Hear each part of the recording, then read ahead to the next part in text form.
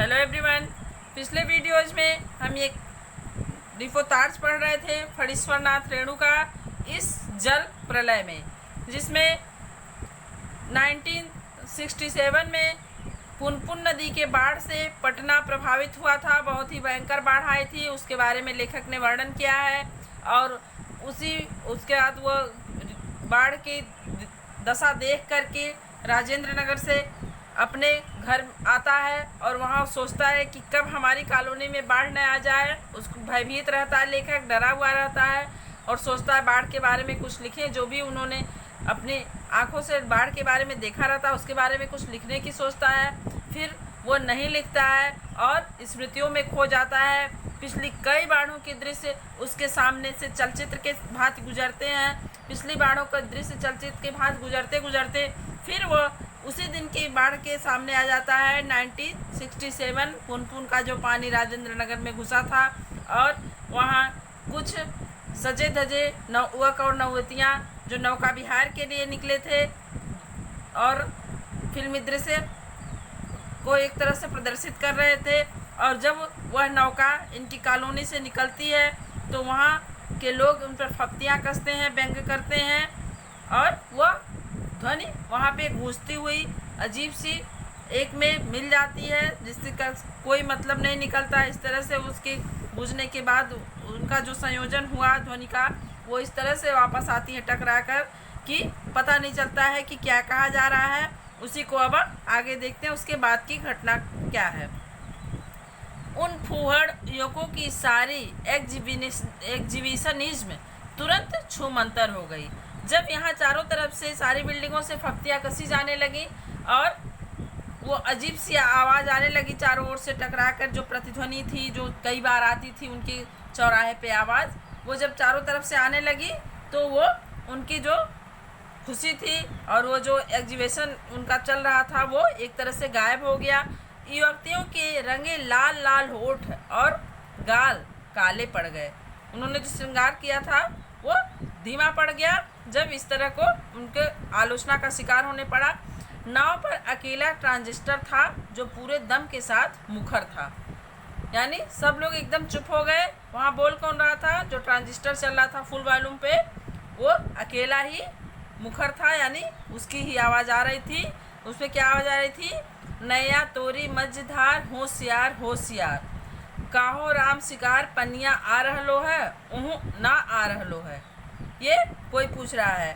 2:30 बज गए मगर पानी अब तक नहीं आया नहीं, लगता है कहीं अटक गया। कोई पूछा काहो राम शिकार पनिया आ रहा है, मतलब पानी आ रहा है? तो अगले ने जवाब दिया, राम सिंगार ने क्या जवाब दिया? नहीं आ रहा है। तो वो क्या सोचता है? 2:30 बज गया मगर पानी अब तक नहीं आया, लगता है कहीं रुक गया, अथवा जहाँ तक आना था वहाँ तक आकर रुक गया, अथवा तटबंध पर लड़ते हुए इंजीनियरों की जीत हो गई शायद। तटबंध यानी तट बांधा जा रहा था, जो किनारा के बनाया जा रहा था इंजीनियरों द्वारा कि यहाँ से पानी आगे न बढ़ने पाए। उसमें लग रहा है कि वो इंजीनियर कामयाब हो गए और पानी को रोक दिया, या कोई दैवी चमत्कार हो गया, अर्थात कोई ऐसी चमत्कार हो गया, दैवी चमत्कार, ईश्वर की कृपा ऐसी हुई कि पानी रुक गया। नहीं तो पानी कहीं भी जाएगा तो किधर से? अन्यथा पानी अगर कहीं और साइड जाता तो किधर से जाता? रास्ता तो इधर से ही है। मतलब यही जहाँ लेखक का घर था वहीं से उस पानी को जाने का रास्ता था। चारों ब्लॉकों में प्रायः सभी फ्लैटों में रोशनी जल रही थी।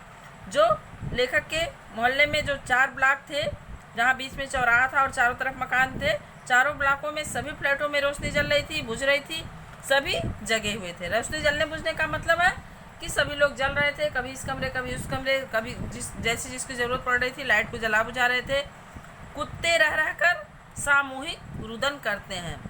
रात में इस तरह के जब कोई भी भीषिका होती है तो कुत्ते अजीब सी आवाज़ में चिल्लाते हैं, जैसे लगता है कि वो रो रहे हों। तो वही कई कुत्ते एक साथ जब चिल्ला रहे हैं तो ऐसा लग रहा है वो सामूहिक रुदन करते हैं और उन्हें राम शिकार की मंडली डांटकर चुप करा देती है। राम शिकार जो कि वहाँ पे पहरेदारी कर रहा है, वो चुप करके उन्हें डांट कर चुप करा देता है।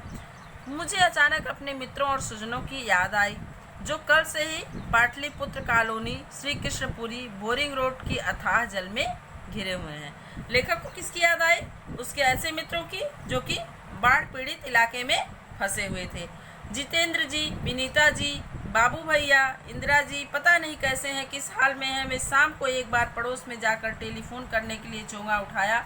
बहुत देर तक कई नंबर डायल करता रहा। उधर सन्नाटा था एकदम, कोई शब्द नहीं, टुंग फुंग कुछ भी नहीं। लेखक अपने मित्रों के बारे में सोच रहा है जो कि बाढ़ में फंसे हुए हैं, वो लोग किस हाल में होंगे।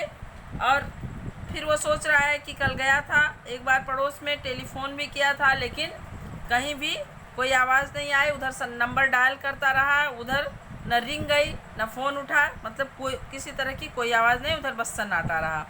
बिस्तर पर करवट लेटे हुए फिर एक बार मन हुआ कुछ लिखना चाहिए। अब फिर लेखक का मन कर रहा है कि कुछ लिखे, लेकिन क्या लिखे, क्या लिखना चाहिए उसके समझ में नहीं आ रहा। कुछ भी लिखना संभव नहीं है, और क्या ज़रूरी है कि कुछ लिखा ही जाए। फिर लेखक सोचता है कि ये ज़रूरी तो नहीं कि कुछ लिखा ही जाए, नहीं, फिर स्मृतियों को जगाऊं तो अच्छा। फिर सोचता है कि इससे अच्छा फिर पिछली स्मृतियों को फिर से अगर दोहराऊं, जैसे अभी कई बाढ़ों के बारे में लेखक ने सोचा, 1937 की बाढ़ और भी कई बाढ़ों के बारे में लेखक ने जो विचार किए और उसका चलचित्र उसके दिमाग में आया, उसी तरह फिर से वो स्मृतियों को जगाने की बारे में सोच रहा है। फिर उसके दिमाग में क्या आता है, पिछले साल अगस्त में नरपतगंज थाना चकरदाहा गांव के पास छाती भर पानी में खड़ी एक आसन्न प्रसवा हमारी ओर गाय की तरह टुकुर टुकुर देख रही थी। पिछली साल की वह घटना याद करता है, अगस्त की। एक नरपतगंज में थाना कौन सा था, चकरदाहा गांव के पास, छाती भर मतलब चेस्ट तक पानी में खड़ी एक औरत। कैसी थी वो औरत? आसन्न प्रसवा, जिसको अभी तुरंत एक दिन के अंदर ही छोटा बच्चे को जिसने जन्म दिया हो, वह हमारी ओर गाय की तरह देख रही थी, मतलब दयनीय स्थिति से देख रही थी। गाय को बहुत ही सीधी सादी और दया की पात्र माना जाता है, तो उसी ढंग से वह औरत उस समय लेखक को दिखाई दे रही थी। नहीं, अभी भूली बिसरी याद नहीं, बेहतर है आंखें मूंद कर सफ़ेद भेड़ों को झुंड की देखने की चेष्टा करूं। लेखक फिर क्या सोचता है कि नहीं, अब भूली बिसरी पिछली यादों के बारे में नहीं, बल्कि आंखें मूंद कर सफ़ेद भेड़ों के झुंड की देखने की चेष्टा करूं। उजले उजले सफ़ेद भेड़, सफ़ेद भेड़ों के झुंड, किंतु सभी उजले भेड़ अचानक काले हो गए। अब ये लेखक की कल्पना है कि मैं देख रहा हूँ कि सभी उजले भेड़ों का, एकदम सफ़ेद भेड़ों का झुंड है, फिर सभी उजले भेड़ अचानक काले हो गए। बार बार आंखें खोलता हूँ, मूंदता हूँ, काले को उजला करना चाहता हूँ, भेड़ों के झुंड भूरे हो जाते हैं। लेखक बार बार आंखें को बंद कर रहा, आंखों को खोल रहा है कि भेड़ हमें सफ़ेद ही दिखें, लेकिन वो भेड़ क्या हो जाते हैं, काले को जब वो उजला करना चाहता है, भेड़ों के झुंड भूरे हो जाते हैं। उजले भेड़ काले भूरे, किंतु उजले उजले गेहुए रंग के भेड़।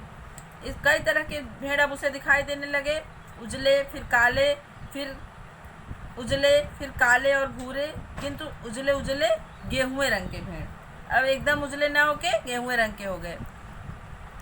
आई दाखो ऐछे गेछे जल, झकझोर कर मुझे जगाया गया। कोई उनसे बंगाली भाषा में बात कर रहा है कि यहाँ पानी आ गया है। घड़ी देखी, ठीक 5:30 बज रहे थे, सवेरा हो चुका था। आ रहलो है पनिया, पानी आ गए लो, हे राम सिंगार, हे मोहन रामचन्नर, अरे हो। सब लोग एक दूसरे में अपनी अपनी भाषा में एक दूसरे से बात कर रहे हैं किस चीज़ की, कि पानी आ रहा है, पानी आ गया है। आंखें मलता हुआ उठा पश्चिम की ओर। थाना के सामने सड़क पर मोटी डोली के शक में मुंह में झाग फेंक लिए पानी आ रहा है, ठीक वैसा ही जैसा शाम को काफ़ी हाउस के पास देखा था। लेखक उठा, पश्चिम की ओर देखा, आंखें मलते हुए।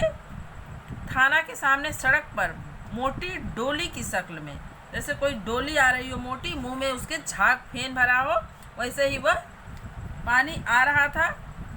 कैसा जैसा ठीक उसने शाम को काफ़ी हाउस के पास देखा था गेरुआ झाग, ठीक उसी प्रकार पानी आ रहा था। पानी के साथ साथ चलता हुआ, किलोल करता हुआ बच्चों का एक दल।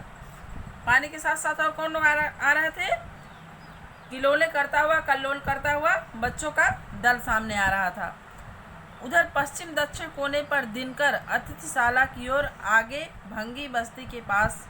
बच्चे कूद क्यों रहे हैं? नहीं बच्चे नहीं, पानी है, वहाँ मोड़ है, थोड़ा अवरोध है, इसलिए पानी उछल रहा है।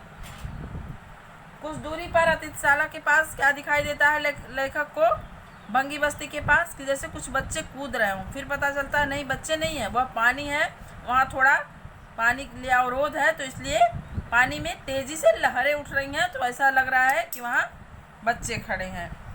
ब्लॉक नंबर 1 के पास पुलिस चौकी के पिछवाड़े में पानी का पहला रेला आया। पानी का पहला रेला किधर आया? ब्लॉक नंबर 1 के पास पुलिस चौकी के पिछवाड़े में। ब्लॉक नंबर 4 के नीचे सेठ की दुकान के बाएं बाजू में लहरें नाचने लगी, अर्थात चारों तरफ से पानी आ रहा है। अब मैं दौड़कर छत पर चला गया। चारों ओर शोर, कोलाहल, कलरव, चीख पुकार और पानी का कल कल रव। पानी की जो कलकल नाद थी, उसकी पानी आने की जो आवाज़ सुनाई दे रही थी, वह सुनाई दे रहा था, और बाकी लोगों का कोलाहल, चीख पुकार, यही सब सुनाई दे रहा था। और दिखाई क्या दे रहा था? लहरों का नर्तन। लहरें जो नृत्य कर रही थी वो दिखाई दे रहा था। सामने फुटपाथ को पार कर अब पानी हमारे पिछवाड़े सशक्त बहने लगा। गोलंबर के गोल पार्क के चारों ओर पानी नाच रहा है। जो बीच में गोलंबर था जिससे टकराकर कोई भी ध्वनि प्रतिध्वनित होकर कई बार आवती थी, वहाँ पानी चारों ओर ऐसे घूम रहा था जैसे मालूम पानी नाच रहा हो। पानी बहुत तेज़ी से बढ़ रहा है, चढ़ रहा है। करंट कितना तेज़ है? सोन का पानी है, नहीं गंगा जी का है। आ गए लोग। सामने की दीवार की ईंट जल्दी जल्दी डूबती जा रही है। वहाँ लोग आपस में बात कर रहे हैं कि कहाँ का पानी है, करंट कितना तेज़ है। कोई कह रहा सोन नदी का पानी, कोई कह रहा नहीं गंगा का पानी है। सामने दीवार की ईंट जल्दी जल्दी डूबती जा रही थी। बिजली के खंभे का काला हिस्सा डूब गया। ताड़ के पेड़ का तना क्रमशः डूबता जा रहा था। कोई वहाँ ताड़ का पेड़ था जिसका तना धीरे धीरे डूबता जा रहा था, डूब रहा था। यदि मेरे पास मूवी कैमरा होता, फिल्म की शूटिंग वाला जो कैमरा होता, अगर लेखक के पास, लेखक सोच रहा है, अगर एक टेप रिकॉर्डर होता, बाढ़ तो बचपन से ही देखता आया हूँ, तो वो रिकॉर्ड करने के बारे में सोच रहा है कि इस दृश्य को मैं कैमरे में कैद कर लेता या रिकॉर्ड कर लेता। बाढ़ तो बचपन से ही देखता आया हूँ, किंतु पानी का इस तरह आना कभी नहीं देखा। बाढ़ तो लेखक ने बहुत देखा था, परंतु इस तरह पानी आना उसने कभी नहीं देखा था। अच्छा हुआ जो रात में नहीं आया, नहीं तो भय के मारे न जाने मेरा क्या हाल होता। लेखक कह रहा अगर रात में ये बाढ़ का पानी मेरे मोहल्ले में आ गया होता तो मैं डर के नाते पता नहीं क्या मेरा हाल होता। देखते ही देखते गोल पार्क डूब गया। हरियाली लोप हो गई। जो वहाँ पार्क में हरी हरी घासें थी, पेड़ पौधे, फूल पत्तियाँ थी, वो सब डूब गए, हरियाली गायब हो गई। अब हमारे चारों ओर पानी नाच रहा था। भूरे रंग के भेड़ों का झुंड, भेड़ दौड़ रहे हैं, भूरे भेड़। वह चाय वाले की झोपड़ी चली गई। काश मेरे पास एक मूवी कैमरा होता, एक टेप रिकॉर्डर होता तो क्या होता। अच्छा है कुछ भी नहीं, कलम थी वह भी चोरी हो गई। अच्छा है कुछ भी नहीं मेरे पास। लेखक क्या कर रहा है? उस समय लेखक के पास कोई ऐसा साधन नहीं था कि उस बाढ़ की विभीषिका को वो अपने स्मृतियों में कैद कर सके। ना उसके पास कैमरा था, ना ही उसके पास टेप रिकॉर्डर था, और उसकी जो एक पेन थी वो भी चोरी हो गई थी या गायब हो गई थी। उसके पास कुछ भी नहीं था। बस यहीं तक ये चैप्टर है। प्रश्न अभ्यास अगले वीडियो में करवाया जाएगा। आज का वीडियो आपका ही ख़त्म होता है। Thank you, have a great day.